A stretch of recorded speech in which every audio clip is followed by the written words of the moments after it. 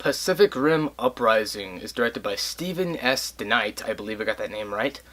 And it's the sequel to the really great Pacific Rim from 2013, half a decade ago.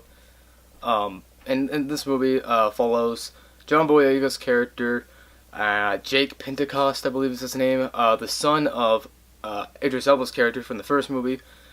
And I think that's a nice approach. I like what they did with that. It does make sense that they would focus on Idris Elba's kid, but in this movie he's nothing like his father, as he states many times.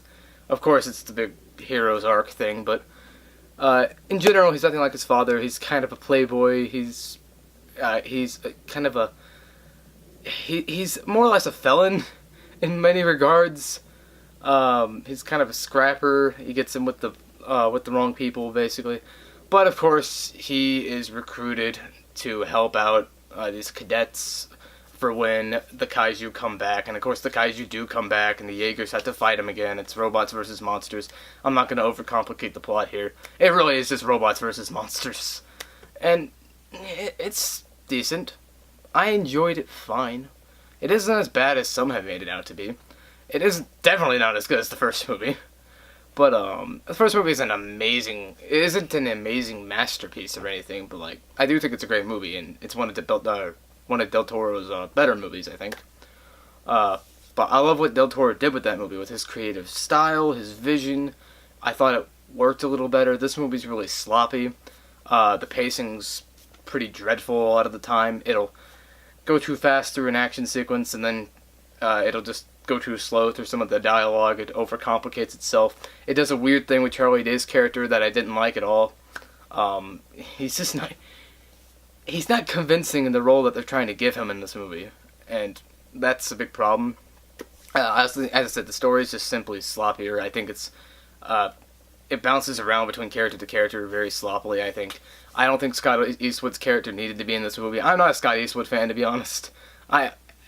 Between this and Fate of the Furious, I did see Longest Ride, which he was okay in, but between this and Fate of the Furious, I just don't think he's a necessary side character. He just doesn't work very well in these kind of roles, I think.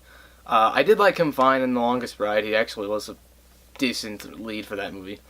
But yeah, aside from that, though, I'm not really a fan. But John Boyega is great in this movie. I think he's really great. He has a lot of charisma that he just naturally gives off. He brings a lot of charisma to this movie. He has a cool leadership stance in this movie. His arc is very predictable. The movie itself is really predictable. But I mean, you aren't looking for that in Pacific Rim. You just want fun monsters versus robots, and you get it. I mean, you get it enough. It is entertaining. It isn't necessarily boring. The pacing can be very dreadful at times. Don't get me wrong. It can go way too slow through some scenes and way too fast through others. And the plot is very messy, but I mean, I'm not really looking at all that for this movie. So for what it was, I thought it was fine. I enjoyed it enough. I think I enjoyed it enough to give it a positive grade. Just barely, but yeah, I do think it's an entertaining movie. I think it's an entertaining sequel. It isn't as good as it could have been, but it's Pacific Rim, like it was going to be a masterpiece anyway. But yeah, I'll give Pacific Rim Uprising a B-. It's a perfectly decent movie. I think it's fine. I don't remember much about it by this point.